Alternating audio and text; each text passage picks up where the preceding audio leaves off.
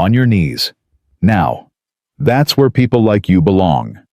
The glass of red wine flew across the table, splattering across Emma Collins's white uniform like blood.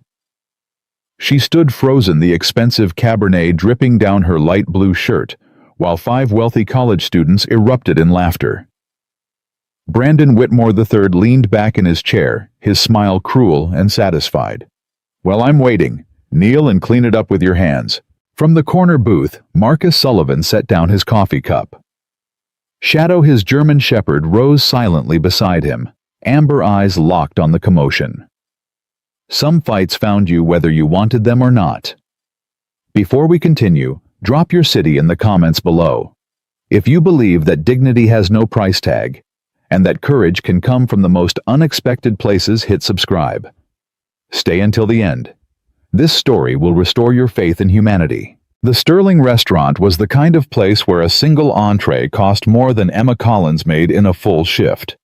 She had worked here for 11 months, learning to navigate between tables of people who spent in one evening what she earned in a week. She had learned to smile when customers snapped their fingers instead of using her name. She had learned to pretend she didn't hear the comments about the help, or the way certain guests looked through her like she was furniture. Tonight was supposed to be like any other Friday night. It wasn't.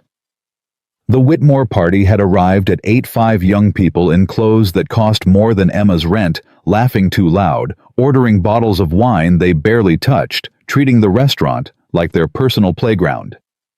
Emma had recognized Brandon Whitmore immediately. Everyone in Spokane knew the senator's son. His face was in the society pages every week, usually attached to some charity event or political fundraiser, where he smiled for cameras and pretended to care about causes his father needed for votes. In person, he was worse. "You," Brandon had said when Emma approached their table, not bothering to look up from his phone. "We'll start with the 98 Bordeaux, 2 bottles." "Of course, sir. And for appetizers." "Did I ask about appetizers?" Brandon's eyes finally met hers, and Emma felt something cold slide down her spine.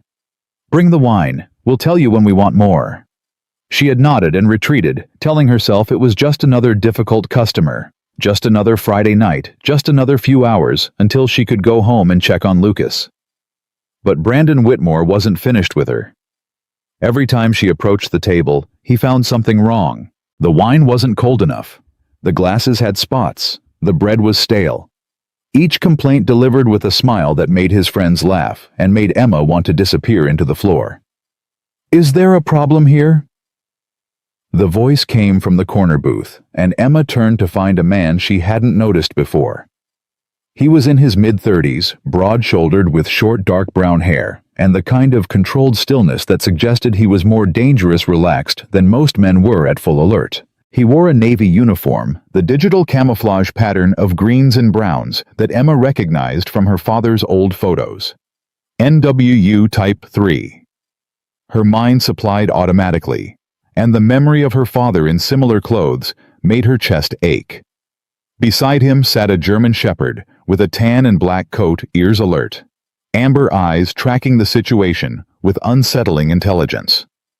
"Mind your own business, soldier boy." Brandon didn't even look at him. "I was, until you decided to make a scene." "A scene?" Brandon laughed and gestured to his friends. "We're just having dinner. If the service wasn't so pathetic, we wouldn't have to keep correcting it." The man in the uniform stood. He moved like water, smooth, unhurried, completely controlled. The German shepherd rose with him, positioning himself at his handler's left side with the precision of long practice. "The service seems fine to me. Your manners, on the other hand." Brandon's face flushed red. "Do you know who I am?" "I know exactly who you are. Brandon Whitmore III, son of Senator William Whitmore. Trust fund approximately $12 million. 3 DUIs that disappeared from your record. 2 assault charges that never went to trial." The man's voice was calm, almost pleasant. "Did I miss anything?" The table went silent. Sophia Chen, Brandon's girlfriend, shifted uncomfortably in her seat. Tyler Morrison.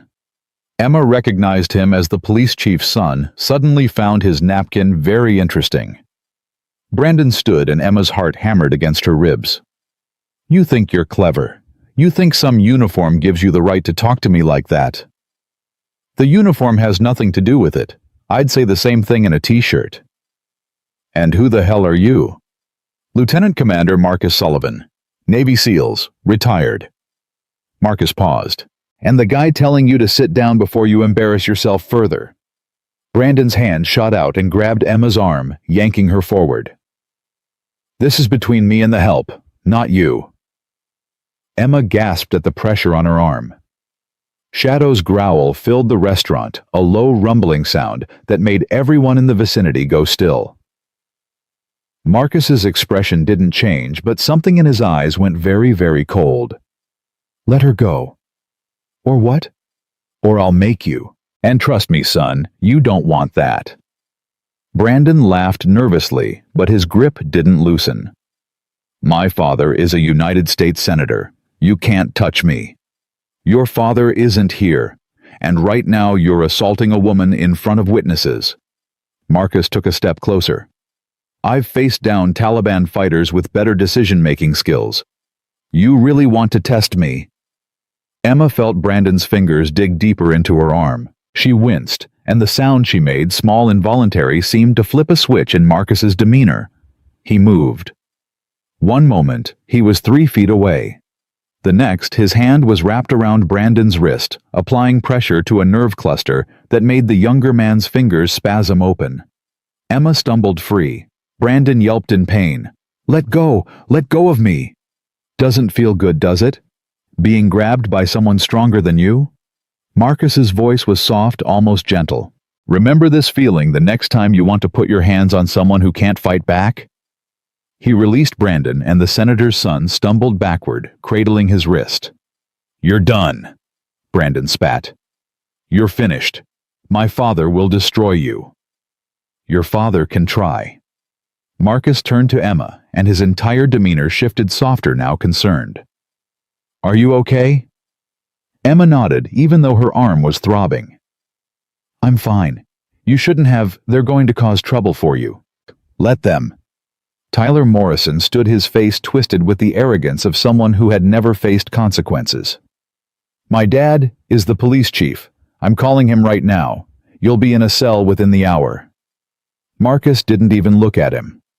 Call whoever you want. I've dealt with worse threats from better men. Shadow moved to position himself between Marcus and the group. His hackles raised his body, a coiled spring of potential violence. That dog should be muzzled, Sophia Chen said, her voice high and nervous. That dog has more discipline than everyone at your table combined. Marcus finally turned to face Tyler. Go ahead. Call your father. I'd love to explain to him how his son was party to assault and harassment. I'm sure the press would find it fascinating. Tyler's hand froze over his phone. What's going on here? The voice came from the kitchen entrance. Richard Hayes, the restaurant manager, had finally emerged, probably alerted by the commotion, definitely worried about his highest-paying customers. Mr. Hayes. Brandon's voice shifted instantly to wounded innocence. This man attacked me. I want him removed and arrested. Hayes looked at Marcus, at Shadow, at Emma's wine-stained uniform and trembling hands. Commander Sullivan is a valued customer, Hayes said carefully. I'm sure this is all a misunderstanding. A misunderstanding? Brandon's voice rose. He grabbed me. He threatened me. And that waitress, she spilled wine all over the table, and then... I didn't spill anything. Emma's voice was quiet but firm. You threw it at me. Silence. Brandon's face contorted with rage. You lying little... There are cameras! Marcus pointed toward the ceiling. Every table has a view of at least 2 security feeds. Want to check the footage, or should I... Hayes's face went pale. Brandon looked up at the cameras, and for the first time, uncertainty flickered across his features. This isn't over, he said. Not by a long shot. He turned and stormed toward the exit, his entourage scrambling to follow. Tyler shot Marcus a look of pure hatred. Sophia made a point of bumping into Emma as she passed. At the door, Brandon turned back one final time. You just made the worst mistake of your life, soldier. Both of you. The door slammed behind them. The restaurant slowly returned to normal conversations, resuming silverware, clinking the careful pretense that nothing unusual had happened. Emma stood in the middle of it all, wine dripping from her uniform, her arm aching, her heart pounding with a mixture of fear and something else. Relief. Gratitude. She wasn't sure. "Miss Collins." Hayes appeared at her elbow, his voice low and urgent. "Perhaps you should take a break, clean up." "I'm fine, I can finish my shift."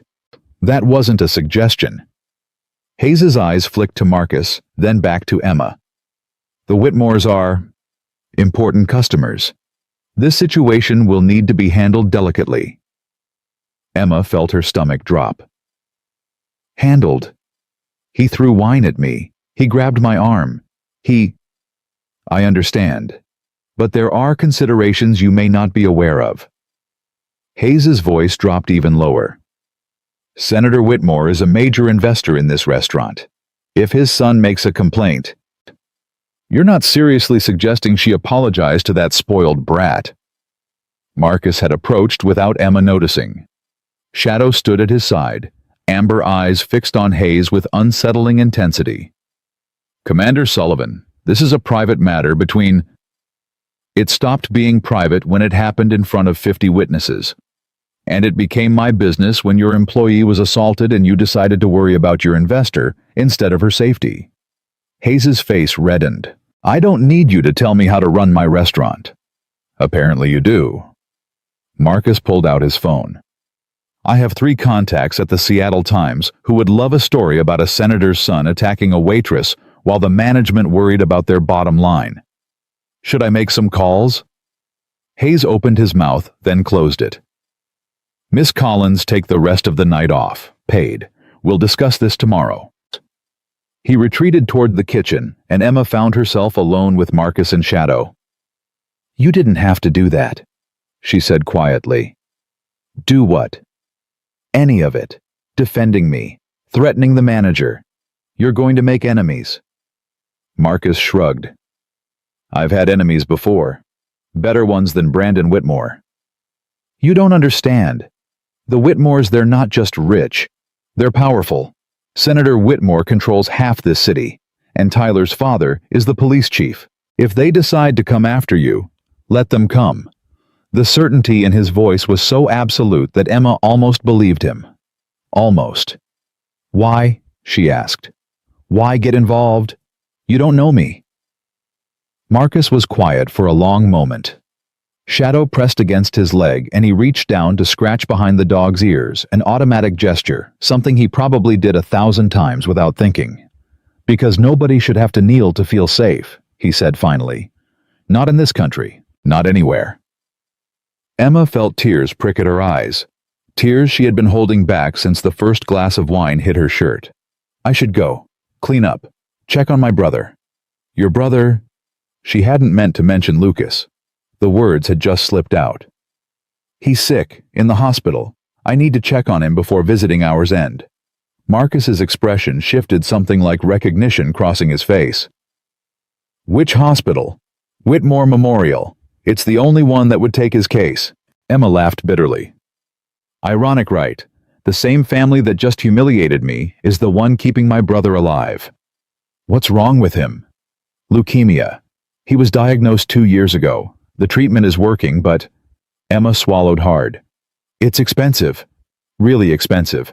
That's why I work here even though..." She stopped herself. "Sorry, you don't need to hear my problems."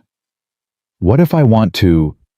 Emma looked at him, really looked for the first time. Beneath the military bearing and the confident posture, she saw something unexpected. Kindness. And something else. Something that looked like recognition. "You remind me of someone," Marcus said quietly. "Someone who didn't deserve what happened to her either." Before Emma could ask what he meant, her phone buzzed. She pulled it out expecting a message from the hospital about Lucas. It wasn't from the hospital. Unknown number. A text that made her blood run cold. "You shouldn't have embarrassed my son. Now you'll learn what happens to people who cross the Whitmore family. Starting with your brother's treatment." Emma's hands shook so badly she almost dropped the phone. "What is it?" She couldn't speak. She just showed Marcus the screen. His jaw tightened as he read the message. Senator Whitmore. It has to be. Brandon must have called him. Emma felt the world tilting beneath her feet.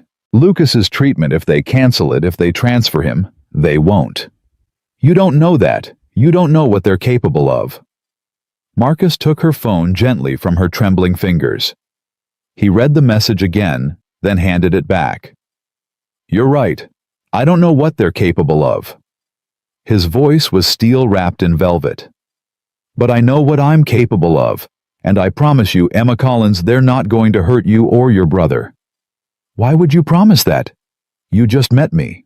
Marcus didn't answer immediately. He looked at Shadow, who was watching Emma with those intelligent amber eyes, then back at her. Because some fights find you whether you want them or not, and because your father would have done the same thing for any stranger who needed help. Emma's heart stopped. My father. How do you know about my father? Marcus's expression shifted, guilt and determination warring across his features. Your name is Emma Collins. Your father was Staff Sergeant Michael Collins, Marine Corps. He died 5 years ago in what was officially recorded as a car accident. Marcus paused. But it wasn't an accident, was it? Emma felt like she couldn't breathe. How do you know that? Who are you? I'm someone who's been looking for answers about your father's death for 3 years. Someone who knows that Michael Collins was investigating defense contract fraud when he died. And someone who just realized that the people who killed him are the same people who just threatened you tonight. Emma's legs gave out. Marcus caught her before she hit the floor, lowering her gently into a nearby chair.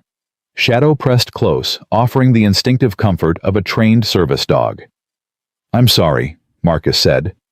That wasn't how I wanted you to find out. Find out what? What are you talking about? Emma, your father wasn't just a Marine. After he left the service, he worked for a company that audited defense contracts. He found evidence that Senator Whitmore's company had been defrauding the government for years, billions of dollars stolen from programs meant to help veterans. That's impossible. The accident, the police said. The police report was falsified. The investigation was buried. The police chief who handled the case was Frank Morrison, Tyler Morrison's father. Marcus's voice was gentle but relentless. Your parents didn't die because of a random accident. They died because your father was about to expose the most powerful family in this state. Emma stared at him, her mind refusing to process what she was hearing. No, that can't be true. Someone would have said something. Someone would have... Who? The police were paid off. The coroner was intimidated. The FBI investigation was killed by someone with federal connections. Marcus knelt in front of her, taking her hands in his. I've been trying to prove this for 3 years, Emma. But I never had enough evidence. I never had the right piece of the puzzle. And now? Now I have you. And I think your father left something behind. Something that could bring down the entire Whitmore empire. Emma's phone buzzed again. Another message. Same unknown number. Your brother's chemotherapy appointment has been rescheduled. Indefinitely. Perhaps now you'll understand that some people are untouchable. Emma made a sound that wasn't quite a sob.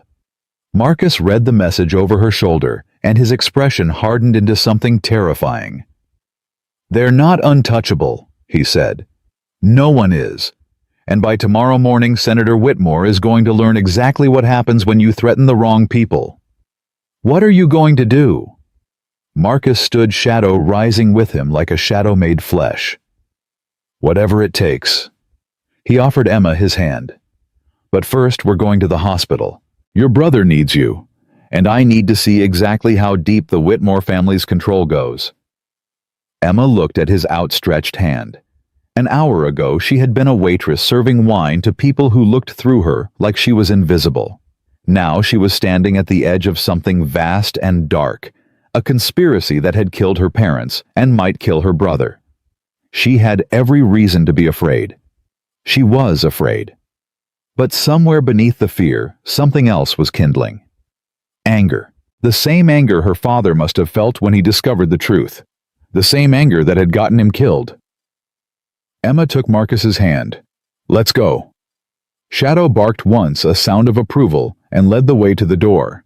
Behind them, Richard Hayes watched from the kitchen entrance, his phone already pressed to his ear. "They just left together," he said quietly. "The waitress and the soldier. They're heading to Whitmore Memorial." He listened to the response, his face growing paler with each word. "Yes, sir. I understand, sir. I'll make sure the security footage is handled." He ended the call and stared at the door through which Emma and Marcus had disappeared. "God help them both," he whispered. But he didn't try to warn them. He couldn't. The Whitmores owned him, just like they owned everything else in this city. And the people who crossed the Whitmore family always learned eventually that some debts couldn't be repaid with money, only with blood. The drive to Whitmore Memorial took 17 minutes. Emma spent every second of it staring at her phone, waiting for another message, another threat, another sign that her world was falling apart faster than she could hold it together. Marcus drove in silence, his jaw tight, his eyes checking the rearview mirror every few seconds. Shadow sat in the back seat, alert and watchful, ears rotating toward every sound. "You keep looking behind us," Emma said finally. "We're being followed." Emma's blood went cold. "What?" "Black SUV. Been on us since we left the restaurant. They're not even trying to hide it." She twisted in her seat to look, but Marcus's hand caught her arm. "Don't. They want you to know they're there. It's intimidation." "It's working." "That's the point." Marcus's voice was calm, almost casual. "The Whitmores don't just destroy people. They break them first, make them afraid, make them doubt themselves. By the time the real attack comes, the victim is already defeated." "And you? Are you afraid?" Marcus was quiet for a moment. "I've been afraid before, in places where being afraid could get you killed. But I learned something in those places." He glanced at her. "Fear is just information. It tells you something matters. What you do with that information, that's what defines you." Emma looked at him. This stranger who had inserted himself into her life less than an hour ago, who had defended her against people who could destroy them both, who claimed to know the truth about her parents' death. "Why were you at the restaurant tonight?" "I was looking for you." The admission hit her like a physical blow. "Looking for me? Why?" "Because 3 years ago, I was given a mission. Investigate defense contract fraud connected to the war in Afghanistan. Billions of dollars that were supposed to go to body armor, medical supplies, veteran benefits. All of it funneled into private accounts through shell companies. And my father. Your father found the same thing. Different angle, same target. He was an auditor. I was intelligence. But we were both circling the same shark. Whitmore. Whitmore Defense Industries. The senator's family business. They've been stealing from soldiers for 20 years, Emma. And when anyone gets too close to the truth, they disappear." Emma's throat tightened. "Like my parents. Like your parents. Like the FBI agent who first flagged the irregularities. Like the journalist who started asking questions about contract awards. Like the whistleblower who tried to go public." Marcus's voice was hard. 17 people connected to this investigation have died in the last decade. All accidents. All unsolved, all forgotten. And you've been investigating this for 3 years. 3 years of hitting dead ends. 3 years of watching evidence disappear and witnesses recant. 3 years of knowing the truth and being unable to prove it. Marcus paused. "Then 6 months ago I found your father's name in an old file. Michael Collins, the auditor who was killed a week before he was supposed to testify to a grand jury." Emma felt tears burn her eyes. "He never told us. He never said anything about a grand jury. He was trying to protect you. The Whitmores don't just target their enemies, they target their families. And now they're targeting Lucas. Now they're targeting all of you, because they don't know what your father might have left behind. They don't know what you might know, and they're scared. They don't seem scared. They seem like they're in complete control." Marcus's mouth twitched, not quite a smile. That's what they want you to think. But people in control don't send threatening text messages. People in control don't try to intimidate waitresses. People in control act from strength, not desperation. So what happened? What made them desperate? You did, tonight. When you didn't back down. When you told the truth in front of witnesses. When you made their golden boy look like the bully he is. Marcus turned into the hospital parking lot. They've been in the shadows for 20 years. Tonight you pulled them into the light. Emma laughed a bitter, hollow sound. I didn't do anything. I just stood there while you defended me. You stood. That's more than most people do. They parked and Marcus killed the engine. The black SUV pulled in a few rows behind them, making no attempt to hide. What do we do about them?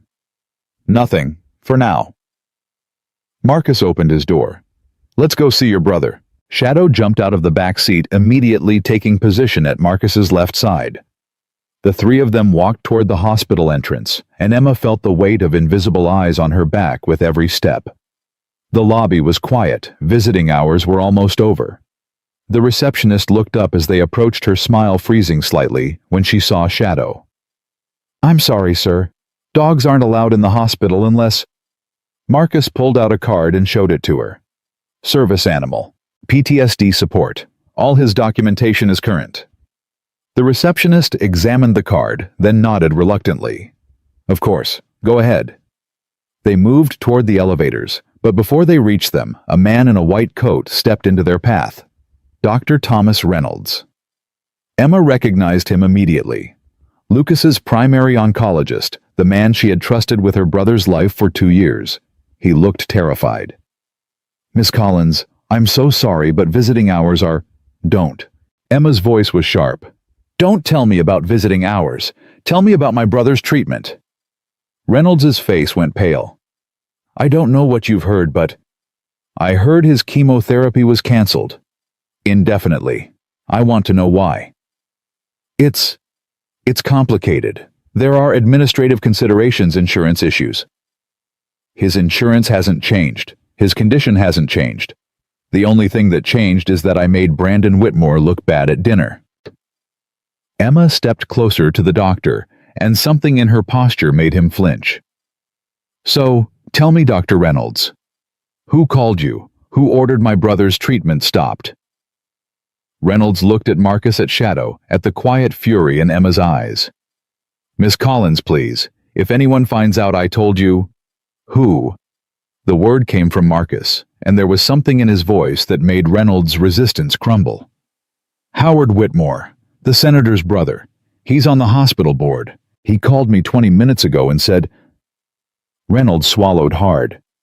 He said that Lucas Collins was no longer a priority patient, that his treatment should be rescheduled pending a review of his case. A review that will take how long? Months, maybe longer. Emma felt the world tilt beneath her feet. Lucas doesn't have months. His next round of chemo is supposed to start Monday. If we delay... I know. Reynolds' voice cracked. I know, and I'm sorry. But if I go against the board, I lose my job. I lose my license. I can't help anyone if they destroy me.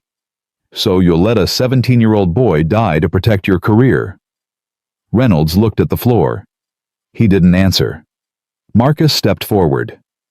Doctor, I need you to listen to me very carefully.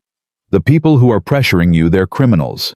They've been stealing billions from veterans programs for decades, and they've killed at least 17 people to cover it up. Reynolds' head snapped up. That's ridiculous. Senator Whitmore is one of the most respected... Senator Whitmore is a murderer. And within the next 72 hours, I'm going to prove it. When that happens, everyone who helped him, everyone who looked the other way, everyone who followed his orders, they're going to face consequences. Marcus let the words hang in the air. You can choose which side you're on, Doctor, but you need to choose now. Reynolds looked at Emma, at the tears streaming down her face, at the desperation in her eyes. I have a daughter, he said quietly. She's 8. If I cross the Whitmores, if you help them, you become like them. Emma's voice was barely a whisper. My father tried to do the right thing and they killed him, but at least he died knowing he was a good man. Can you say the same? Reynolds closed his eyes. For a long moment, no one spoke. Then he opened his eyes and straightened his spine. Your brother's treatment will continue as scheduled. I'll handle the paperwork myself. He looked at Marcus. But you better be right about bringing them down, because if you're wrong, we're all dead. I'm not wrong. Reynolds nodded once, then turned and walked away, his shoulders hunched, like a man carrying a weight he wasn't sure he could bear. Emma sagged against Marcus, the adrenaline that had kept her standing finally giving out. Thank you, she breathed. Don't thank me yet. Reynolds bought us time, but he can't protect Lucas forever. We need to move fast. Move where? Do what? Your father was careful, Emma. He knew he was in danger. He would have left something behind, evidence documents, a backup of everything he found. Marcus guided her toward the elevator. Is there anywhere he might have hidden something? A storage unit, a safe deposit box. A storage unit. Emma's voice was distant, remembering. He had a storage unit on the east side. After they died, I couldn't afford to empty it, but I couldn't bring myself to let it go. I've been paying the fee every month for 5 years. You never looked through it. I couldn't. Every time I tried, I just... She shook her head. It hurt too much. The elevator arrived. They stepped inside, Shadow pressing close to Emma's leg. We need to go there tonight, Marcus said. Whatever your father hid, the Whitmores want it. That's why they're escalating so fast. They're not just trying to punish you, they're trying to find out what you know. I don't know anything. They don't know that, and as long as they're uncertain, they're vulnerable. The elevator opened on Lucas's floor. Emma led the way down the hallway, her heart pounding with anticipation and fear. She pushed open the door to room 7 forward. Lucas Collins looked up from his book, a worn paperback about Navy SEALs. The irony not lost on Emma, and his face broke into a wide grin. Emma! You're early. I thought visiting hours were... His eyes moved past her to Marcus and Shadow, and his expression shifted to wonder. Whoa! Is that a real military dog? Shadow's tail wagged once, a small concession to the boy's obvious delight.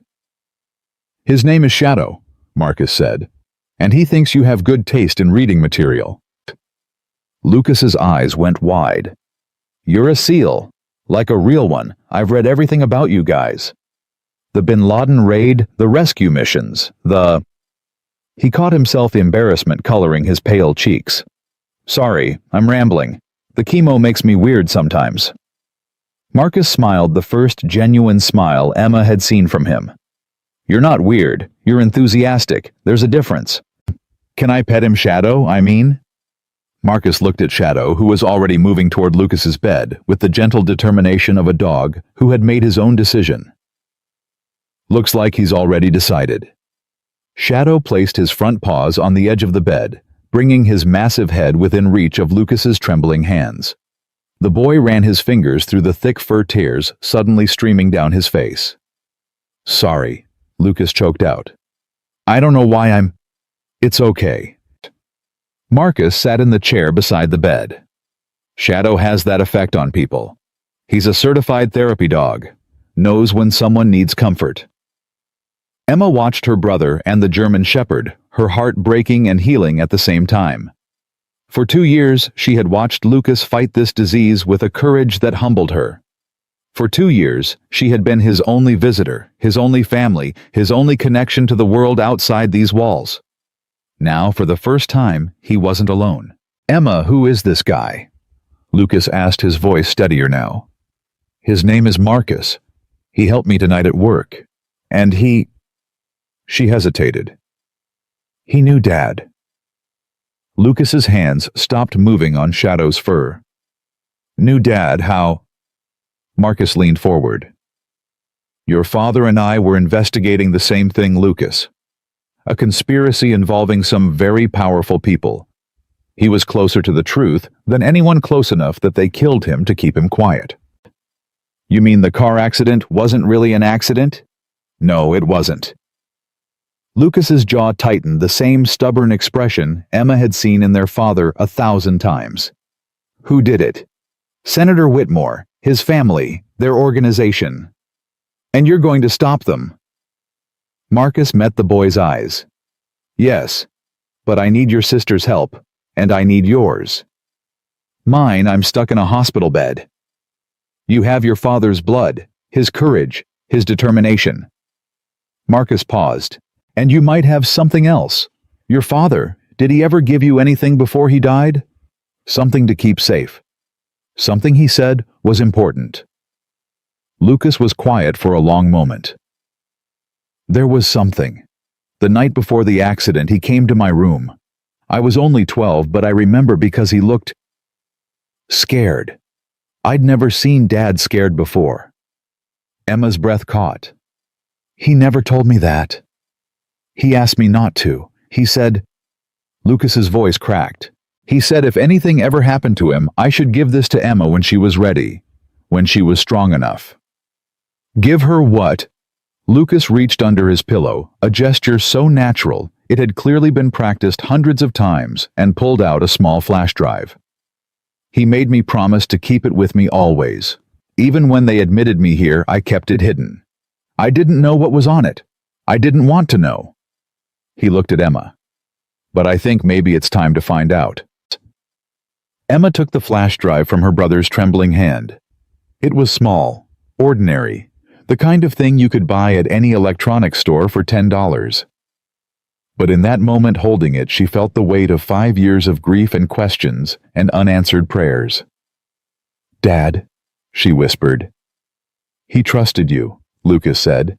He always said you were the strong one. The one who would know what to do when the time came. Marcus stood. We need to look at that somewhere secure. The hospital probably has their network monitored. The storage unit, Emma said. There might be a laptop there. Dad's old equipment. Then that's where we go. Emma leaned down and kissed Lucas's forehead. I'll be back, I promise. I know. Lucas grabbed her hand. Emma. Whatever's on that drive, whatever Dad was fighting for, finish it. For him. For all of us. I will. Shadow gave Lucas one final nudge with his nose, then followed Marcus to the door. Emma took one last look at her brother, thin pale, fighting a battle that shouldn't have been his to fight, and felt something harden in her chest. Not just grief anymore. Not just fear. Resolve. She stepped into the hallway, pulling the door closed behind her. Miss Collins. The voice came from behind them. A man stood at the end of the corridor, tall, well-dressed, with silver hair and the kind of face that appeared in campaign advertisements. He looked like a politician. He looked like a grandfather. He looked like a predator. Howard Whitmore, Marcus said quietly. The senator's brother. Commander Sullivan, I've heard so much about you. The war hero turned vigilante. How dramatic. I prefer patriot, but I understand if the concept is foreign to you.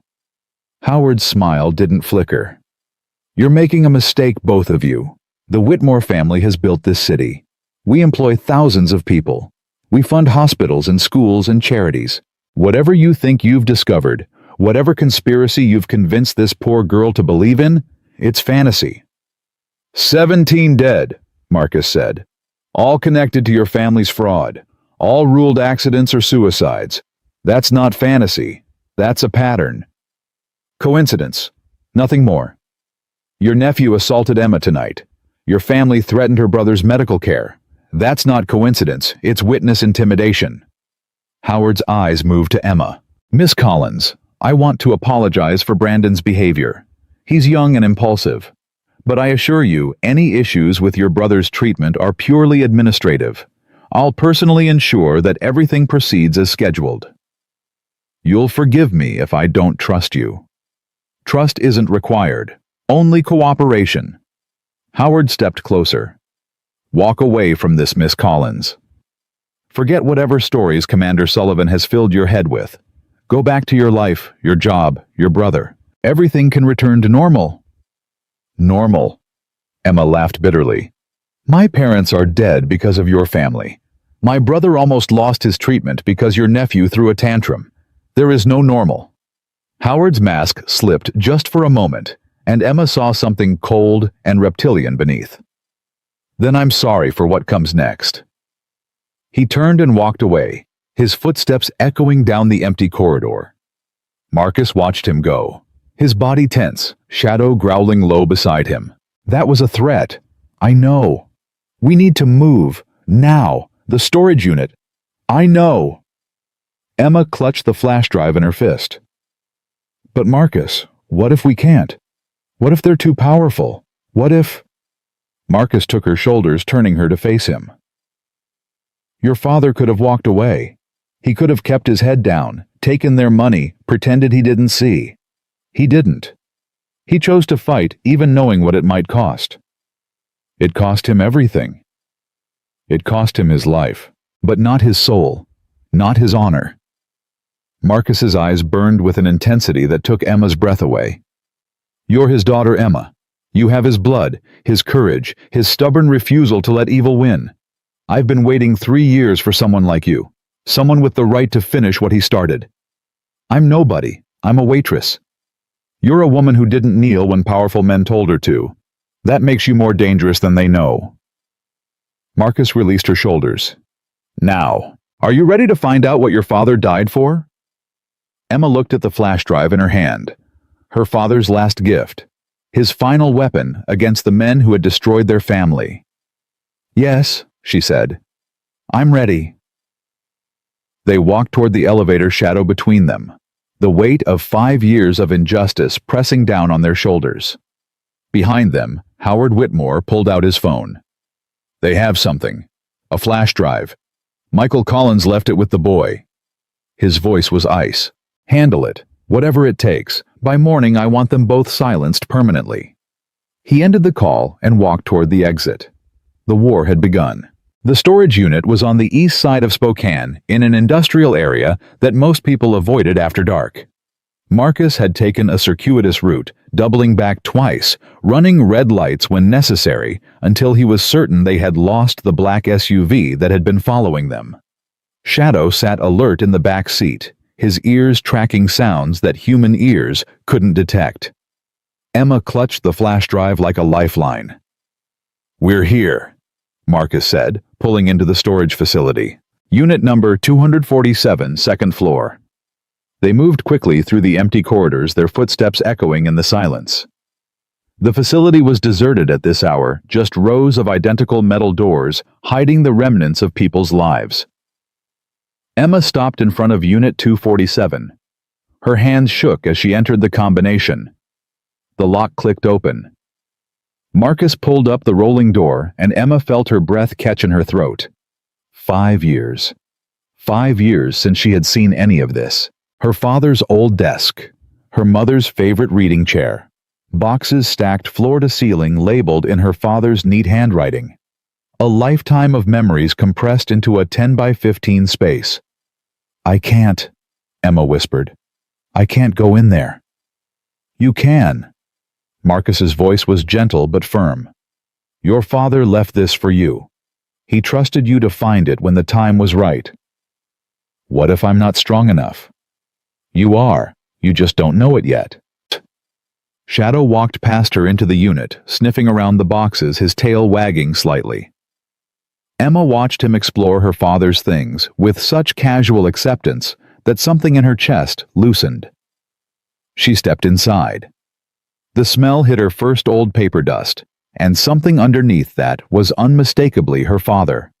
His cologne, his books, his presence still lingering after all these years.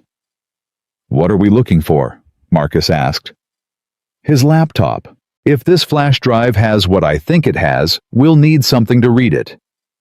They searched in silence, opening boxes, sorting through files, moving furniture. Shadow helped in his own way, alerting them when he found something interesting sitting patiently when they needed to focus. 20 minutes in, Emma found it. A military duffel bag, with her father's name stenciled on the side tucked behind the desk. She opened it and felt something solid at the bottom, hidden beneath old uniforms and medals. A laptop, and a notebook, and a sealed envelope with her name on it. Marcus. He was beside her in an instant. Is that his laptop? And Emma held up the envelope with trembling hands. A letter. For me. Read it. Emma's fingers shook as she broke the seal. The paper inside was covered in her father's handwriting, the same handwriting that had signed her permission slips and birthday cards and report card comments. My dearest Emma, she read aloud, her voice breaking on every word. If you're reading this, then the worst has happened, and I wasn't able to finish what I started. I'm sorry. I'm so sorry for leaving you and Lucas alone, but I need you to understand something. I didn't have a choice. She paused, tears streaming down her face. Marcus waited. For the past 2 years, I've been investigating something terrible. Powerful people have been stealing billions of dollars meant for our soldiers, money for body armor, for medical care for the men and women who risk their lives for this country. When I discovered the truth, I thought the right people would listen. I thought justice would prevail. Emma's voice cracked. I was naive.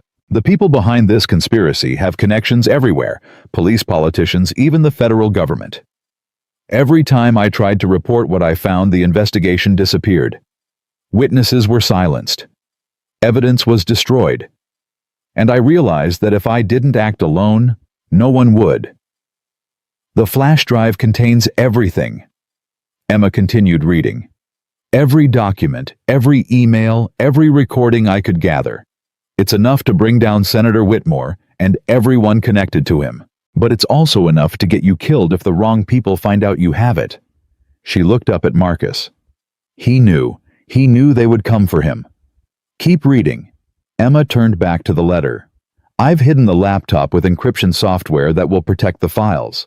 The password is something only you would know, the answer to the question I asked you on your 16th birthday. Do you remember I asked you what you wanted to be when you grew up? Your answer made me prouder than anything I'd ever accomplished.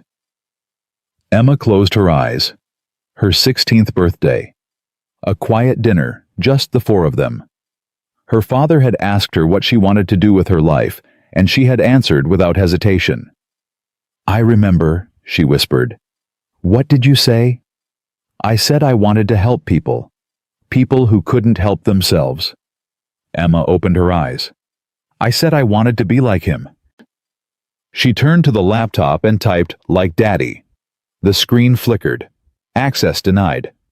That's not it. Emma's heart sank. I was sure. Think, Emma. What exactly did you say? She closed her eyes again, reaching back through the years. The memory was vivid, her father's face lighting up, his eyes going wet with unshed tears, the way he had hugged her so tight she couldn't breathe. I said I wanted to be a protector, someone who stands up for people who can't stand up for themselves. She typed, protector access denied. Damn it! Marcus put his hand on her shoulder. Don't force it. Let the memory come to you. Emma breathed deeply, letting herself sink into that moment. Her father's voice. What do you want to be, sweetheart? Her answer. I want to be brave. Dad, like you. She typed, brave like you. The laptop hummed, the screen filled with folders, hundreds of them, each one labeled with dates, names, amounts. Oh my God, Emma breathed. Marcus leaned closer, his eyes scanning the files. This is everything. Contract awards, bank transfers, shell company registrations, email chains between Whitmore executives and Pentagon officials. He clicked on a folder labeled Audio. And recordings, dozens of them. He clicked on the first file. Senator Whitmore's voice filled the small storage unit. The Afghanistan contracts are set. Morrison's people at the police department will handle the auditor. By this time next week, Michael Collins won't be a problem for anyone. Another voice, Howard Whitmore. And the FBI investigation. Taken care of. Cross knows where his bread is buttered. The case will be closed by Friday. What about the wife? She might know something. If she does, she'll be handled with her husband. Make it look like an accident, a tragedy. The community will rally around the orphans, and no one will ask questions. The recording ended. Emma felt like she had been punched in the chest. "They planned it," she said, her voice hollow. "They planned to kill both of them. They planned to orphan us." "Emma, they talked about us like we were loose ends, like we were nothing." Marcus turned her to face him. "They were wrong. You're not nothing. You're the reason this all comes crashing down." How do we use this? We need to get it to someone who can't be bought, someone outside Whitmore's reach. Marcus pulled out his phone. "I know an FBI agent, Diana Torres. She was part of the original investigation before it was shut down. She's been trying to reopen the case for years. Can we trust her?" "She's the only person I trust." Marcus dialed. "Torres, it's Ghost. I have it, all of it. Michael Collins left behind a complete evidence file." A woman's voice crackled through the speaker. "Marcus, where are you?" "Secure location. I need extraction. And I need federal marshals. This goes higher than local police." "How high?" "Senator Whitmore, Police Chief Morrison, at least a dozen Pentagon officials." Marcus paused. "And there's a witness. Michael Collins' daughter. She's with me." "Jesus Christ." Torres was quiet for a moment. "Okay, I'm mobilizing a team now. Where can we meet?" "The old mill on Route 7, 2 hours." "I'll be there, and Marcus, watch your back. If Whitmore knows you have that evidence, he'll send everyone he has." "Let him." Marcus ended the call and turned to Emma. 2 hours. We need to copy these files and get moving." Emma nodded, but her hands wouldn't stop shaking. She stared at the laptop at the folders containing proof of everything she had suspected for 5 years. Her parents hadn't died in an accident. They had been murdered by men who sat in positions of power, who shook hands with presidents who gave speeches about patriotism and service while stealing from the very soldiers they claimed to honor. "I hate them," Emma whispered. "I hate them so much." "Good. Hate is fuel. Use it." Shadow suddenly went rigid, his ears swiveling toward the storage unit door. A low growl rumbled from his chest. Marcus's hand moved to his sidearm. "Someone's here." Emma's blood went cold. How we weren't followed. The facility might have cameras. Someone might have tipped them off. Marcus moved silently toward the door. "Stay behind me. Don't make a sound." They crept toward the entrance, Shadow leading the way, his body low and tense. Footsteps. Multiple sets moving methodically through the corridor. "Clear left. Clear right. Storage unit 247 should be ahead." Marcus held up 3 fingers to Emma. 3 men. Armed. Professional. "Back door," he whispered. "There isn't one." "Then we go through them." "Marcus, you can't fight 3 armed men." "I've done it before. Take the laptop and stay hidden until I signal." Before Emma could protest, Marcus stepped into the corridor. "Evening, gentlemen." The 3 men spun toward him, black tactical gear, professional stances, weapons already drawn. "Sullivan, the boss said you'd be here." "Your boss talks too much. That's going to be his downfall." The lead man smiled. "Funny. He said the same thing about you." Shadow moved before anyone could react. The German Shepherd hit the nearest man low, knocking him off balance, jaws clamping on his arm before he could bring his weapon to bear. The man screamed. Marcus was already moving, ducking under the second man's aim, closing the distance, driving an elbow into his solar plexus. The man doubled over and Marcus's knee came up to meet his face. 2 down in 3 seconds. The third man had a clear shot at Marcus's back. "Don't move," he shouted, weapon trained. "I will put you down." "Then do it." Marcus didn't turn around. "But you should know my dog is faster than your trigger finger." The man's eyes flicked to Shadow, who had released his first victim and was now circling behind him, teeth bared. "Call him off." "I don't think I will." "I'll shoot you. And Shadow will tear out your throat before I hit the ground. Then you'll die alone in a storage facility, and your boss will pretend he never knew you." Marcus's voice was calm, conversational. "Is that really how you want to go out?" The man's hand trembled. "Drop the weapon," Marcus continued. "Tell me who sent you, and maybe you walk out of here alive." A long moment of silence. Then the weapon clattered to the floor. "Morrison, Chief Morrison. He said to secure the evidence and eliminate any witnesses." "Eliminate?" Marcus turned slowly. "You mean kill. I just follow orders." "No, you chose to follow orders. There's a difference." Marcus struck once a precise blow to the temple, and the third man crumpled. Emma emerged from the storage unit, laptop clutched to her chest, her face white with shock. You just neutralized a threat. They'll wake up with headaches, but they'll live." Marcus checked the corridor. "We need to move. If Morrison sent these three, he'll send more when they don't report in." They ran. Through the corridors, down the stairs, out into the parking lot where Marcus's truck waited. Shadow jumped into the back seat, and Emma barely had time to buckle her seatbelt before Marcus was tearing out of the facility. "They knew," Emma gasped. "They knew exactly where we were. Someone at the hospital, or the restaurant, or both." Marcus's eyes were fixed on the road. The Whitmores have eyes everywhere. "Then how do we get to Agent Torres? How do we know she isn't compromised too?" "Because I've known Diana Torres for 15 years. She lost her brother to one of Whitmore's cover-ups. She's been waiting for this moment as long as I have." Emma's phone buzzed. An unknown number. She answered before Marcus could stop her. "Hello, Miss Collins." Senator Whitmore's voice was smooth, controlled, almost pleasant. "I understand you've been causing quite a bit of trouble tonight. You murdered my parents."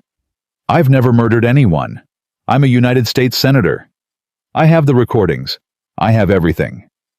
A pause. "Then you understand the gravity of your situation. Those recordings, assuming they exist, are worth nothing without context. They could be fabricated, edited, taken out of context. My lawyers would tear them apart in court." "We'll see about that." "We will. But here's what I want you to consider, Miss Collins." Whitmore's voice dropped. "Your brother Lucas is very sick. His treatment is very expensive, and Whitmore Memorial is the only hospital in the region equipped to provide the care he needs." Emma's blood turned to ice. "If you threaten my brother—" "I'm not threatening anyone. I'm simply pointing out facts. Medical care is complicated. Accidents happen. Equipment fails. Treatments get delayed." Whitmore paused. "It would be tragic if Lucas's condition deteriorated because of circumstances beyond anyone's control. You're a monster. I'm a pragmatist, and I'm offering you a choice. Bring me the laptop and the flash drive. Walk away from Commander Sullivan and his crusade. In return, I'll ensure Lucas receives the best possible care for as long as he needs it. He'll survive. You'll have your brother back, and this unfortunate situation will be forgotten." Emma looked at Marcus, at Shadow, at the dark road stretching ahead of them. "And if I refuse, then I can't be responsible for what happens. To Lucas, to you, to anyone foolish enough to stand in my way." Whitmore's voice hardened. "You have until dawn to decide. After that, the offer expires. And so does my patience."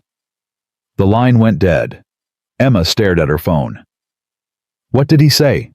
Marcus asked. "He offered me a deal. The evidence in exchange for Lucas's life." Marcus was quiet. "You're not actually considering it. He has my brother. He controls the hospital. If he decides to hurt Lucas, then we protect Lucas. We get him out of that hospital. We move him somewhere Whitmore can't reach. How, Marcus, we're two people against an entire empire. They have police. They have judges. They have federal connections. What do we have?" Marcus reached over and took her hand. "We have the truth. We have evidence that proves everything. We have an FBI agent willing to risk her career to bring them down. And we have each other." Emma felt tears streaming down her face. "I'm scared." "I know. I can't lose Lucas. He's all I have left." "You're not going to lose him, I promise." "How can you promise that you can't control what they do?"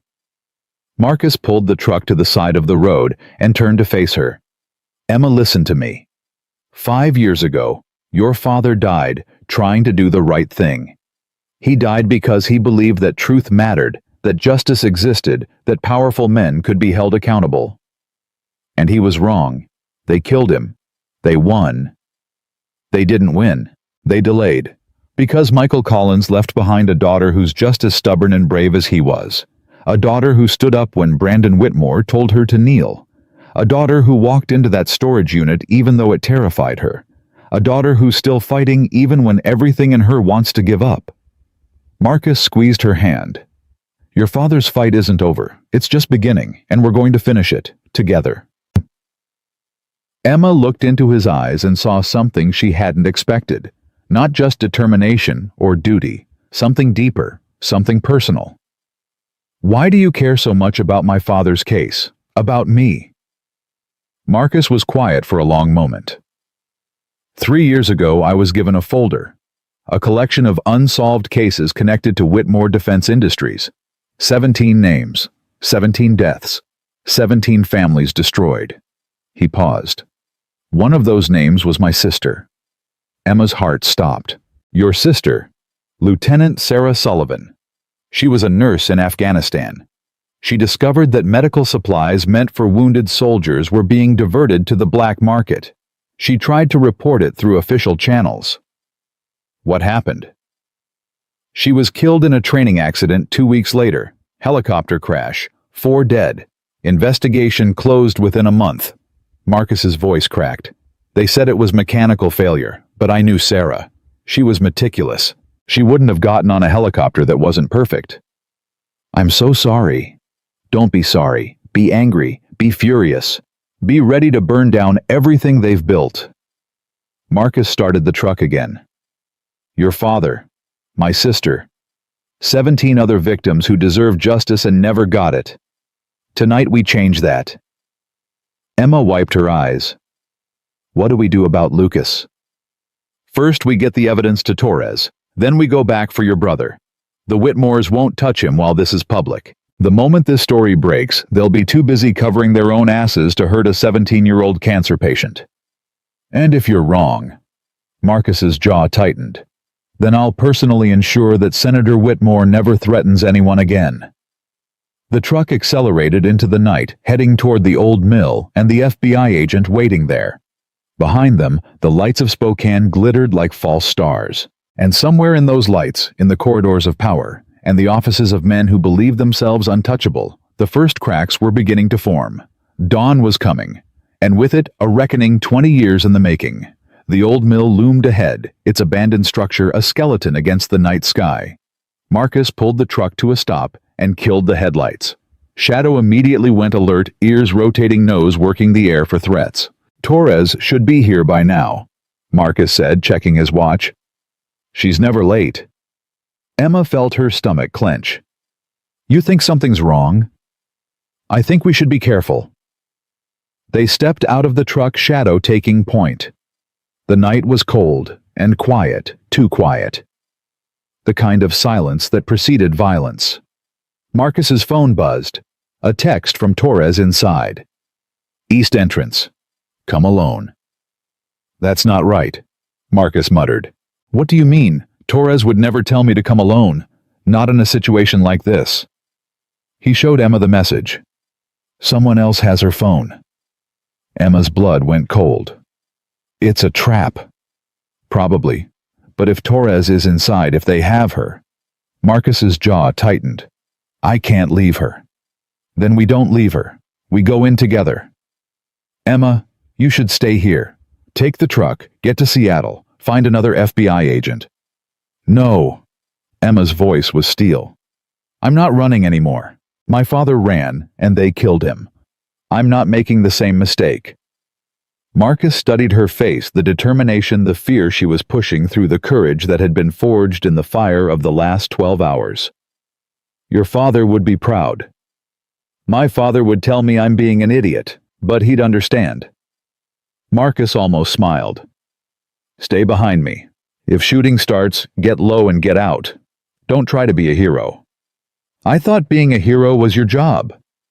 My job is keeping you alive. Everything else is secondary." They moved toward the mill shadow leading the way.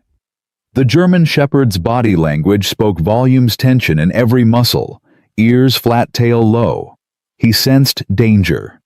The east entrance was a rusted metal door hanging half off its hinges. Marcus pushed it open slowly, wincing at the groan of protesting metal. Inside, flashlight beams cut through the darkness. "Sullivan, good of you to join us." The voice came from above. Marcus looked up and saw a figure on the catwalk, tall, broad-shouldered, wearing a police uniform. Chief Frank Morrison, Tyler's father. "Where's Torres?" "Agent Torres is indisposed at the moment." Morrison descended the stairs slowly, his footsteps echoing in the empty space. "She put up quite a fight, I'll give her that. But even the FBI bleeds." Emma felt her heart stop. "You killed her?" "Not yet. She's still useful as leverage." Morrison reached the floor and stepped into a pool of moonlight, his face hard and cold. "Unlike you, Miss Collins." Behind them, more figures emerged from the shadows. 5 men. Armed. Professional. They were surrounded. "The laptop," Morrison said. "Hand it over and we can end this quickly." "End this how?" Marcus's voice was calm, but Emma could see his muscles coiling for action. Quietly. Peacefully. 2 bodies in a tragic accident. A fire, perhaps. Old mills burn so easily. "And if I refuse?" Morrison smiled a predator's smile. "Then we do it the hard way. And I assure you, Commander Sullivan, the hard way will be much worse for Miss Collins." Shadow's growl filled the space, low, steady, promising violence. Morrison's men shifted nervously. "Control your animal, Sullivan, or my men will put it down." "Try it." Marcus's voice dropped to a whisper. "See what happens." The standoff stretched for an endless moment. Then Emma did something no one expected. She stepped forward. "Chief Morrison, do you know why my father kept investigating, even when he knew it would get him killed?" Morrison's eyes narrowed. "Because he was a fool. Because he believed in something bigger than himself. He believed that truth mattered, that justice existed, that men like you couldn't hide forever." Emma's voice grew stronger. "He was right. He was dead. He was brave. And now I understand what that means." Emma reached into her pocket and pulled out the flash drive. "You want this? Come and take it." "Emma, what are you doing?" Marcus hissed. "Finishing what my father started." Morrison's eyes locked on the flash drive. "Give it to me. First, let Agent Torres go. You're not in a position to negotiate. Neither are you." Emma held the flash drive over a drainage grate in the floor. "One wrong move and this disappears forever. Then you have nothing. No evidence to destroy. No leverage. Just 5 witnesses who know what the Whitmore family has done." Morrison's confidence wavered. "You're bluffing. Try me." The silence stretched. Then Marcus moved. It happened so fast, Emma barely registered it. One moment, he was standing beside her. The next, he was a blur of motion taking down the nearest guard with a single strike, pivoting to engage the second. Shadow attacked simultaneously, hitting a third man from behind, jaws clamping down with surgical precision. Emma dropped to the floor as gunfire erupted. Morrison drew his weapon, aiming at Marcus, but Emma kicked out, connecting with his ankle. The shot went wide, sparking off metal somewhere in the darkness. "Get to Torres!" Marcus shouted, grappling with 2 men at once. "Find her!" Emma scrambled to her feet and ran. Behind her, the sound of combat grunts, impacts, shadows, snarls. She didn't look back. She couldn't. The mill was a maze of corridors and collapsed rooms. Emma ran blindly, trusting instinct, searching for any sign of the FBI agent. "Torres, Agent Torres." A muffled sound from somewhere ahead. Emma pushed through a doorway and found her. Diana Torres was tied to a chair, her face bloody, her eyes fierce with defiance. A gag had been shoved in her mouth. "Hold on." Emma dropped to her knees and started working on the ropes. "I'm getting you out." Torres shook her head frantically, trying to speak through the gag. "What I can't." A gun pressed against the back of Emma's head. "Hello, Miss Collins." The voice was smooth, cultured, familiar. "Senator William Whitmore. Stand up slowly. Hands where I can see them."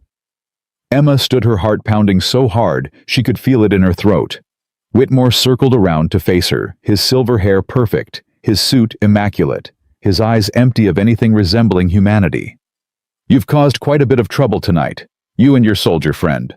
The FBI knows everything. They have copies of the evidence. Killing me won't change that." "Perhaps not, but it will send a message." Whitmore's smile was cold. "You see, Miss Collins, people like you don't understand how the world really works. You think truth matters. You think justice exists. You think the good guys win. They do. They don't. Power wins. Money wins. The people who are willing to do whatever it takes, they win." He raised the gun. "Your father learned that lesson. Now you will too." Emma closed her eyes. This was it. This was how it ended. She thought of Lucas alone in his hospital bed. She thought of her parents waiting for her somewhere beyond. She thought of Marcus fighting alone in the darkness. A shot rang out. Emma flinched. But the pain never came. She opened her eyes. Senator Whitmore stood frozen, a look of absolute shock on his face. Blood spread across his shoulder, staining his perfect suit. Behind him, Marcus lowered his weapon. "Step away from her. Now." Whitmore turned slowly, his gun still in his hand. "Sullivan, I should have known Morrison couldn't handle. Drop the weapon. You won't shoot me again. You need me alive. Without my testimony, you have nothing." "I have everything." Marcus's voice was ice. "Your own recordings, your own documents, your brother's confession." He paused. "Brandon's testimony." Whitmore's face went pale. "Brandon would never." "Brandon already has. He was picked up by federal marshals 2 hours ago. In exchange for immunity, he's telling them everything."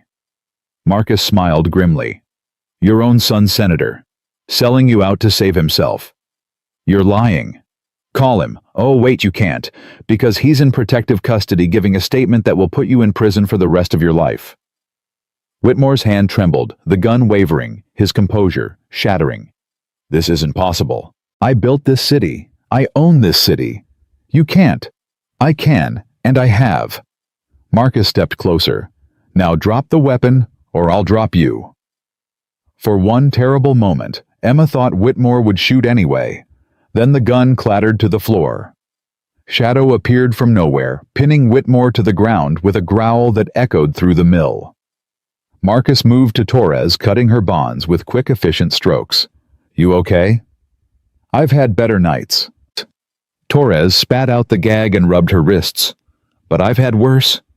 She looked at Emma. "You did good, kid." I was terrified. That's what bravery is, being terrified and doing it anyway. Sirens wailed in the distance, approaching fast. "That would be my backup," Torres said. "Took them long enough." "Morrison. Unconscious. His men are worse." Torres looked at Whitmore, still pinned beneath Shadow's weight. "And the senator is going to have a very long night answering questions." Emma felt her legs give out. Marcus caught her before she hit the floor, holding her tight, his heart pounding against hers. "It's over," he said softly. "It's really over." Emma buried her face in his chest and wept. She wept for her father, who had died trying to expose the truth. She wept for her mother, who had been collateral damage in a war she never knew existed. She wept for Lucas, who had carried their father's secret for 5 years without knowing what it meant. And she wept for herself, for the waitress, who had been humiliated by rich kids, and had somehow ended up bringing down one of the most powerful families in America. "I've got you," Marcus whispered, stroking her hair. "I've got you." Shadow patted over and pressed against her leg, offering his own wordless comfort. The FBI agents burst in moments later, a dozen armed men securing the scene, taking Whitmore into custody, calling for medical support. Torres took charge immediately, barking orders, coordinating teams. Her bloody face and torn clothes doing nothing to diminish her authority. Emma watched it all through a haze of exhaustion and disbelief. "Miss Collins." She turned. A young FBI agent stood before her holding out his phone. "Call for you. Someone named Lucas." Emma grabbed the phone. "Lucas, are you okay?" "I saw the news." Her brother's voice was shaky but strong. "They're saying Senator Whitmore was arrested. They're saying you were there." "I was. I'm okay." "Emma, what happened? What's going on?" "It's a long story." Emma felt tears streaming down her face again. "But the short version is we did it. We finished what Dad started." Lucas was quiet for a moment. "He would be proud of you." "I know." Emma looked at Marcus, who was giving his statement to a federal agent, Shadow sitting faithfully at his side. "I had help." "The Navy guy. His name is Marcus, and yes," Emma smiled through her tears. He's important. I can't wait to meet him. Properly, I mean. Not in a hospital room." "You will. Soon." Emma's voice broke. "I love you, Lucas." "I love you too. Now go be a hero. I'll be here when you're done." Emma ended the call and handed the phone back to the agent. Marcus appeared beside her. "Torres wants us to give formal statements. It'll take a few hours. And after that, Marcus took her hand. "After that, we go see your brother. Together." Emma nodded. She was exhausted. She was traumatized. She was probably in shock. But she was also alive. And for the first time in 5 years, she felt like the future held something other than grief and fear. Hope. The FBI vehicles pulled away, carrying Senator Whitmore toward a fate he had never imagined possible. The man who had ordered her parents' deaths, who had threatened her brother, who had built an empire on corruption and murder, he was going to prison. And Emma Collins, the poor waitress who had refused to kneel, was the reason why. She looked up at the sky where the first light of dawn was beginning to break through the darkness. "Dad," she whispered. "Mom, we did it."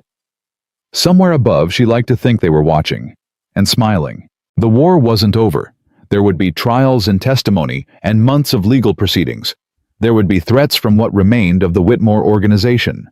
There would be hard days ahead. But the hardest part was done. The truth had been spoken. Justice had begun. And Emma Collins had discovered something about herself that no amount of money or power could ever take away. She was her father's daughter, and she would never ever stop fighting for what was right. 14 months later, Emma Collins walked into the federal courthouse with her head held high. The trial had been the longest in the state's history. 300 witnesses, thousands of documents, recordings that made hardened prosecutors wince. And at the center of it all, Senator William Whitmore, once the most powerful man in Washington state, sitting at the defense table in a prison jumpsuit, his silver hair now gray and unkempt, his eyes hollow with the knowledge of what was coming. Emma took her seat in the gallery, Marcus beside her, Shadow lying calmly at their feet. The courtroom was packed. Reporters from every major network, families of the 17 victims, FBI agents who had worked the case. And in the front row, Lucas Collins, healthy. Now his cheeks no longer pale, his eyes bright with anticipation. He had been in remission for 6 months. The new hospital in Seattle had worked miracles, doctors who actually cared about healing rather than profit, treatment protocols that weren't delayed by corrupt administrators. A fighting chance that the Whitmores had tried to take away. Lucas caught Emma's eye and gave her a thumbs up. She smiled back, her heart full. "All rise." The courtroom stood as Judge Patricia Hammond entered and took her seat. "Please be seated. Has the jury reached a verdict?" The foreman, a retired teacher from Tacoma, stood with a sheaf of papers in his hands. "We have your honor." Emma's hand found Marcus's. He squeezed back his grip, steady and reassuring. This was the moment they had waited 14 months for. The moment that had cost her parents their lives. The moment that had almost cost her everything. On the count of conspiracy to commit murder in the first degree, how do you find? The foreman's voice was clear and strong. "We find the defendant guilty." A gasp rippled through the courtroom. Emma felt tears streaming down her face. "On the count of murder in the first degree of Michael Collins, guilty. On the count of murder in the first degree of Sarah Collins, guilty." Each word was a hammer blow driving justice deeper into the heart of corruption. Guilty, guilty, guilty. 23 counts, 23 convictions. A lifetime of crimes finally answered. Senator Whitmore sat motionless as the verdicts were read, his face a mask of disbelief. This wasn't supposed to happen. Men like him didn't go to prison. Men like him bought their way out, intimidated their way out, killed their way out. But not this time. On the count of racketeering and corruption, guilty. On the count of obstruction of justice, guilty. On the count of conspiracy to commit fraud against the United States government, guilty. The foreman set down his papers. "On all remaining counts, Your Honor, we find the defendant guilty as charged." The courtroom erupted. Reporters shouted questions. Victims' families wept. FBI agents exchanged handshakes and embraces. And in the middle of it all, Emma Collins sat perfectly still, letting the reality wash over her. It was done. After 5 years of grief, after 14 months of legal battles, after countless threats and sleepless nights and moments when she had wanted to give up, it was finally done. Judge Hammond banged her gavel. "Order, order in the court." She waited until the noise subsided. "Sentencing will take place in 4 weeks. The defendant is remanded to custody without bail. Court is adjourned." As the marshals moved to take Whitmore away, he turned and looked directly at Emma. Their eyes met across the courtroom. For a moment, Emma saw the man who had ordered her parents' execution, the man who had threatened her brother, the man who had believed himself untouchable. Now he was nothing, just an old man in handcuffs, about to spend the rest of his life in a cell. "This isn't over," Whitmore said, his voice carrying across the silent courtroom. "You think you've won, but you haven't. There are others, bigger than me, more powerful. They'll come for you." Emma stood.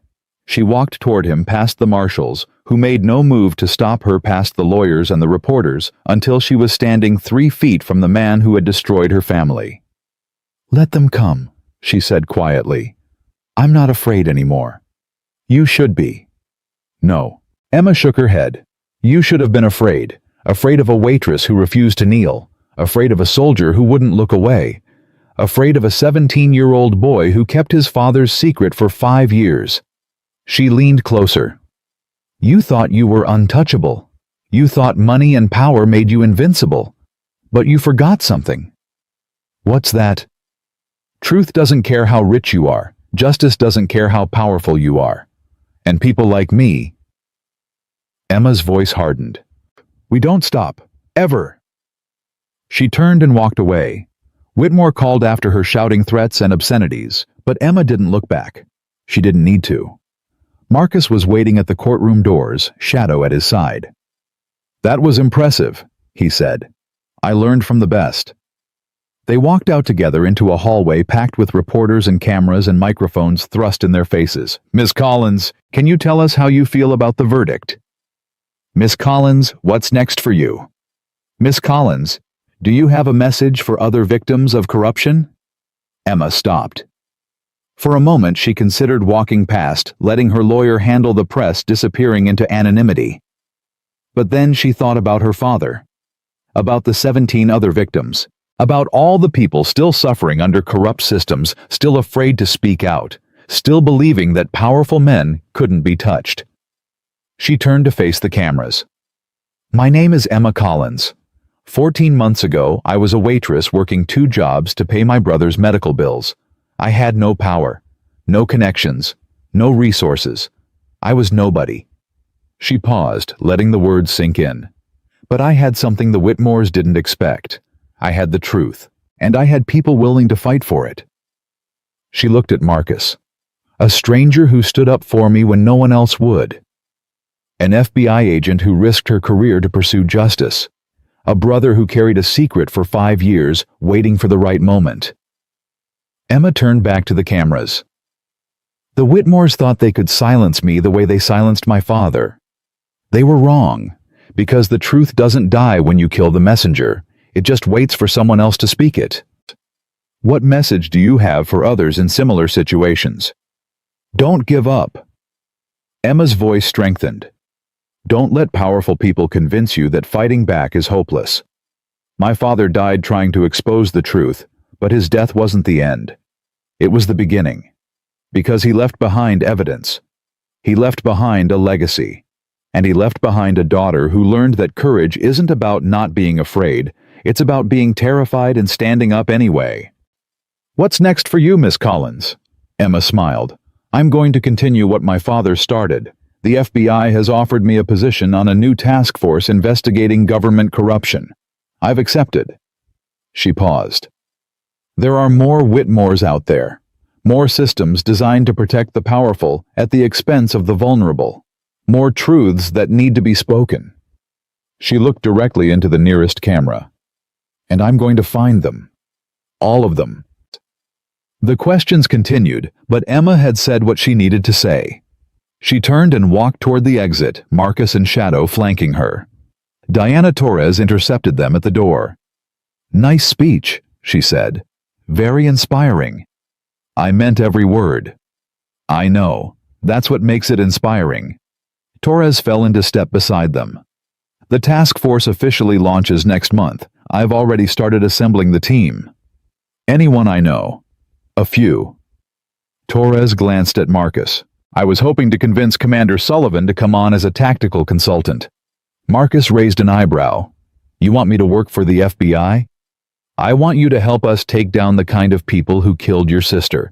The kind of people who would have killed Emma if you hadn't been in that restaurant. Torres stopped walking. This isn't just about the Whitmores, Marcus. They were connected to networks that span the entire country. Defense contractors, politicians, law enforcement. We've barely scratched the surface. And you think I can help? I think you already have. I think you're exactly the kind of person we need, someone who knows how these operations work. Someone who won't back down from a fight. Someone who... Torres paused, a slight smile crossing her face. Someone who has a very good dog. Shadow's tail wagged at the mention. Marcus looked at Emma. What do you think? I think we've been a good team so far. Emma took his hand. I think we could be an even better one. Marcus was quiet for a moment. Then he nodded. Okay, I'm in. Torres's smile widened. Welcome to the Bureau, unofficially. The paperwork will take a few weeks. She walked away, already pulling out her phone to make calls.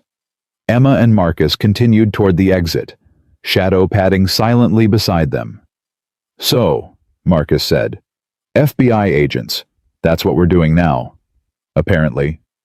It's a big change from being a waitress. Everything's a big change from being a waitress. Emma squeezed his hand.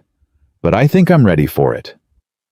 They pushed through the courthouse doors and emerged into the afternoon sunlight. A crowd had gathered outside, not just reporters, but ordinary people. Families of victims, veterans who had been cheated by Whitmore's defense contracts, citizens who had followed the trial and wanted to see the woman who had brought down a senator. They started clapping. It began slowly, scattered applause from a few people near the steps, but it spread, building, swelling, until the entire crowd was on their feet, cheering, shouting, celebrating a victory that belonged to all of them. Emma stopped, overwhelmed. They're cheering for you, Marcus said. They're cheering for us, for everyone who fought. Emma felt tears threatening again. For my parents. Marcus put his arm around her shoulders. Your parents would be proud, so incredibly proud. I know. Emma leaned into him. I can feel them, watching, smiling. They stood there for a long moment, letting the applause wash over them, letting the reality sink in. Then Lucas appeared, pushing through the crowd, his face bright with joy. Emma. She caught him in a fierce hug, holding tight, feeling his heartbeat strong and steady against her own. "We did it," Lucas said. "We actually did it. We did it together." Dad would be losing his mind right now. In a good way. Lucas pulled back, grinning. Mom would be crying, also in a good way. "I think they know." Emma touched her brother's face. "I think they've always known." Marcus stepped forward, and Lucas turned to him with the serious expression of a 17-year-old trying to act like a man. "Thank you," Lucas said, "for protecting my sister, for helping her finish what Dad started. It was an honor."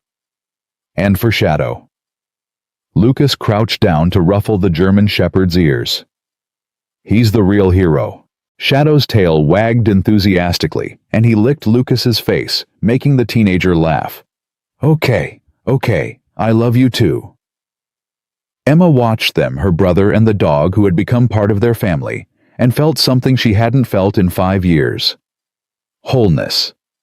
The pieces of her life shattered by tragedy were finally coming back together.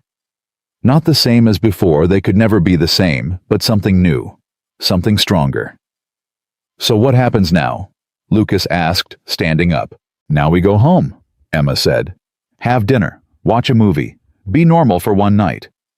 And after that, Emma looked at Marcus at Torres, directing FBI agents in the distance at the crowd still celebrating. "After that, we get back to work." Lucas nodded slowly. "Good, because I've been thinking." He straightened his shoulders. "When I graduate next year, I want to join the military, like Dad, like Marcus." Emma's heart clenched. "Lucas?" "I know what you're going to say. It's dangerous. I've been sick. I should go to college and get a safe job." Lucas met her eyes. "But that's not who we are, Emma. We're fighters. We're protectors. Dad was. You are. And I want to be too." Marcus put a hand on Lucas's shoulder. "Being a soldier isn't about proving anything. It's about service, sacrifice, putting others before yourself." "I know. It's the hardest thing you'll ever do." "I know that too." Lucas didn't flinch. "But I've spent 2 years fighting for my life in a hospital bed. I've watched my sister take on a senator and win. I've learned that courage isn't about not being scared, it's about being scared and doing it anyway." He looked at Emma. "You taught me that." Emma felt tears streaming down her face. "Dad taught us both." "Then let me make him proud, the way you did." For a long moment no one spoke. Then Emma pulled her brother into another hug. "We'll talk about it," she whispered. "When you're ready, when we're both ready. That's all I'm asking." They held each other while the crowd slowly dispersed, while the reporters packed up their equipment, while the afternoon sun began its descent toward evening. Marcus watched them with something like peace in his eyes. He had spent 3 years chasing ghosts. 3 years trying to avenge his sister's death. 3 years believing that justice was impossible, and the bad guys always won. He had been wrong. Justice wasn't impossible. It was just hard. It required sacrifice and courage, and the willingness to keep fighting when everything seemed hopeless. It required people like Michael Collins, who died for the truth. It required people like Emma Collins, who lived for it. And it required people like Lucas Collins, who carried the legacy forward into the future. Shadow pressed against Marcus's leg, and he reached down to scratch behind the German Shepherd's ears. "Good boy," he murmured. "You did good." Shadow's tail wagged. They walked to the car together, Emma, Marcus, Lucas, and Shadow. A family forged in fire, bound by something stronger than blood. Purpose. As they drove through the city, Emma watched the world pass by outside her window. The same streets she had walked as a struggling waitress. The same buildings she had passed on her way to work 12-hour shifts. The same city that had once felt like a prison. Now it felt like a promise. "Marcus, yeah, thank you, for everything, for that night at the restaurant, for standing up when you didn't have to, for staying when you could have walked away." Marcus reached over and took her hand. I didn't do it alone. None of us did. I know, but you started it. You saw a stranger being humiliated and you decided to help. Emma turned to look at him. Why really? What made you step in? Marcus was quiet for a long moment. Because I spent 15 years in the military watching good people get hurt by bad systems. I watched my sister die because someone valued profit over lives. I watched investigations get buried, and whistleblowers get silenced, and justice get delayed until it became meaningless. He paused. And then I walked into a restaurant and saw a young woman being humiliated by people who thought their money made them better than her. And something snapped. Snapped how? I just couldn't do it anymore. Couldn't watch. Couldn't stay silent. Couldn't be part of a world where that kind of thing happened and no one did anything about it. Marcus squeezed her hand. So I stood up. Not because I'm a hero, because I couldn't live with myself if I didn't. Emma felt her heart swell. That's what makes you a hero. That's what makes me human. Marcus glanced at her. We're all capable of courage, Emma. Most of us just never get tested. You got tested, and you passed. So did you. So did Lucas. So did Torres. So did everyone who stood up instead of backing down. Marcus smiled. That's the real lesson of all this. One person can make a difference. But a lot of people standing together, they can change the world. Emma looked at her brother in the rearview mirror playing with Shadow, laughing at something the dog did. She looked at Marcus the stranger who had become so much more. She thought about her parents, whose sacrifice had finally been honored. And she thought about the future, the task force, the investigations, the battles yet to be fought. There would be more Whitmores, more corrupt systems, more powerful people who believed they were above the law. But there would also be more Emmas. More people who refused to kneel. More voices speaking truth to power. And as long as those voices existed, hope existed too. So, Emma said as they pulled into the parking lot of their apartment building, normal night. Dinner. Movie. Rest. And tomorrow. Tomorrow we start planning. Torres wants a briefing on the new task force. There are leads to follow. Cases to build. No rest for the righteous. Something like that. Emma smiled. But tonight we celebrate. Tonight we remember why we fight. They climbed out of the car, Shadow bounding ahead, Lucas racing to catch up with him. Marcus took Emma's hand. I love you, he said quietly. I don't think I've said that enough. You've shown it, every day. That matters more. Still, I want you to hear it. I love you, Emma Collins. I love your courage and your stubbornness and your refusal to give up. I love that you faced down a senator with nothing but the truth. I love that you're building a life around making things better instead of just making things easier.